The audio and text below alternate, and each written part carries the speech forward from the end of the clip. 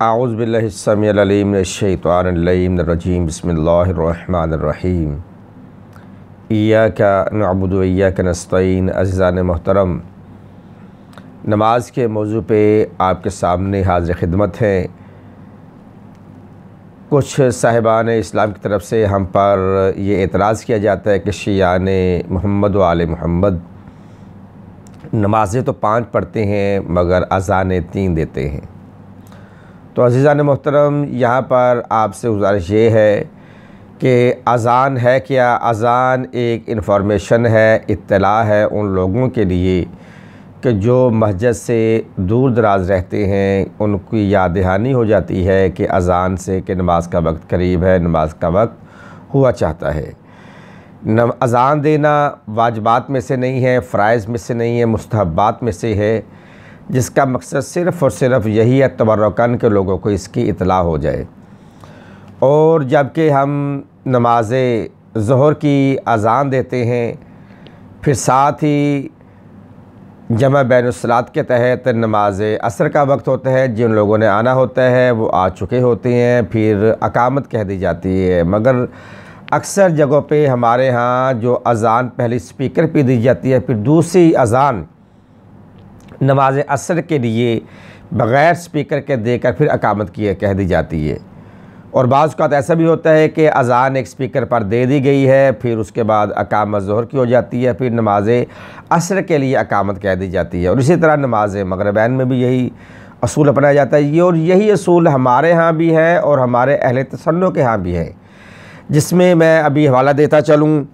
जनाब अल्लामा अब्दुर्रहमान अल जज़ीरी लिखते हैं कि नमाज जमा करने का तरीका ये है कि पहले हस्ब मामूल बाआवाज़ बुलंद मग़रिब की अज़ान दी जाए और अज़ान के बाद इतनी तख़ीर की जाए कि जितनी देर में 3 रकअत नमाज पढ़ी जाती है।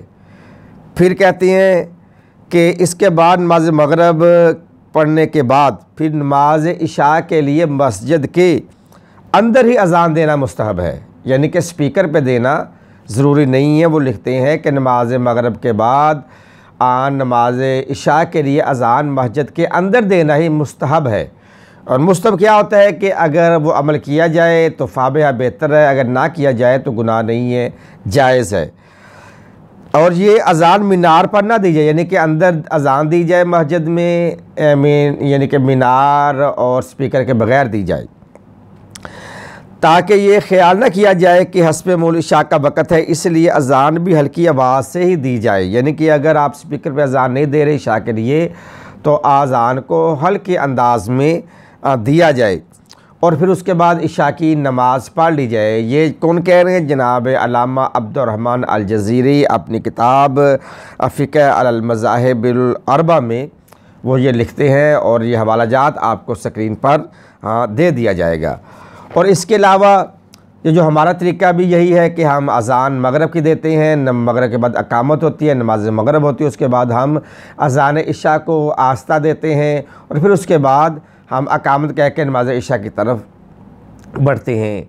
स्पीकर पे देना ये तो ना तो फ़राइज़ में से है, मैंने पहले अर्ज़ किया, ना ही ये वाजिबात में से है, ये है मुस्तहब्बात में से कि आस्ता अज़ान दी जाए।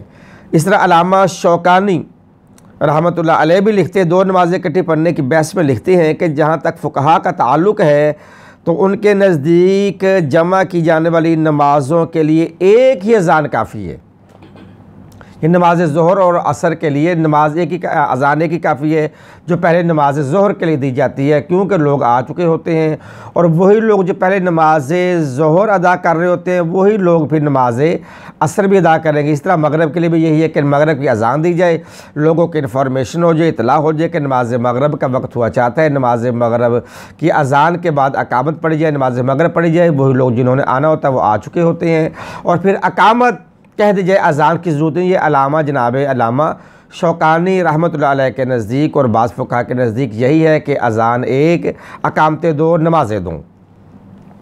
अभी हम और आगे बढ़ते हैं तो अल्लामा वहीदुज़्ज़मान ख़ान साहब वो फरमाते हैं कि तफ़सीरुल बारी के हाशिए पर लिखते हैं, कौन? अल्लामा मौलाना वहीदुज़्ज़मान ख़ान साहब तफ़सीरुल बारी के हाशिए पर लिखते हैं कि इमाम अहमद बिन हम्बल और इमाम शाफ़ी के नज़दीक अगर दो नमाजें इकट्ठी पढ़ी जाएं, पहली नमाज के लिए अजान कहे और दोनों नमाज के लिए अलग अलग तकबीर अकामत कहे, यानी कि अजान एक अकामते दो, किन के नज़दीक? जनाब इमाम अहमद बिन हम्बल के नज़दीक। कौन कह रहे हैं? अल्लामा वहीदुज़्ज़मान खान साहब। किताब का नाम है तफसीरुल बारी की हाशिए पे लिखते हैं कि नमाज़ें दो, अजान एक, अकामते उनकी अलग अलग, दोनों नमाज़ों की अलग अलग अकामते, अजान एक, दो अकामते, दो नमाजें।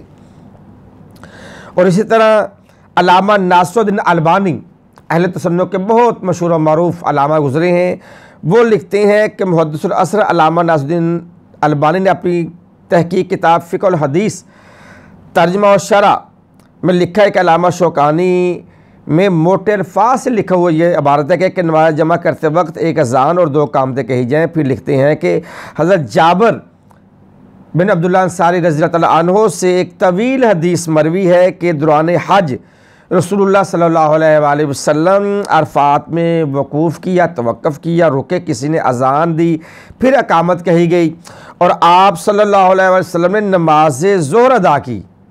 अज़ान दी, अकामत हुई, नमाज ज़ोहर आप सल्लल्लाहु अलैहि वसल्लम ने अदा की, फिर अकामत कही और आपने नमाज असर अदा की, यानी कि नमाज असर के लिए अज़ान नहीं हुई, अकामत कही गई, यानी कि दो नमाजें, एक अज़ान और अकामत दोनों नमाज़ों की अलग अलग आप सल्लल्लाहु अलैहि वसल्लम की सुन्नत से ये साबित है। कौन कह रहे हैं? जनाब अल्लामा नासिरुद्दीन अलबानी अपनी किताब में लिख रहे हैं, किताब फ़िक़्हुल हदीस में लिख रहे हैं।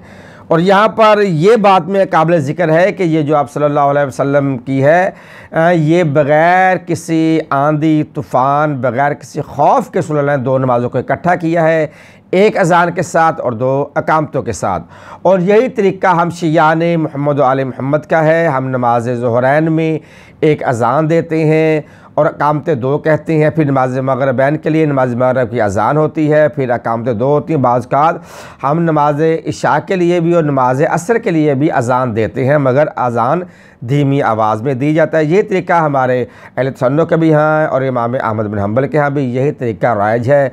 वमा अलैया इल्लल बलागुल मुबीन।